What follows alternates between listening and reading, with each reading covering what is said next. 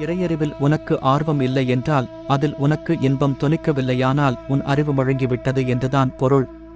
இது விஷயத்தில் உன்னை உணர்ச்சியற்றவன் என்றுதான் கூற வேண்டும். ஏனெனில் ஆண்மையை இழந்தவன் புணர்ச்சியில் இன்பம் காண்பதில்லை. சிறுவனுக்கு போகத்தின் இனிப்பு தெரியாது. இதே போன்று இறைஞானத்தின் இன்பத்தை, அதன் இனிப்பை எல்லோராலும் அனுபவிக்க முடியாது.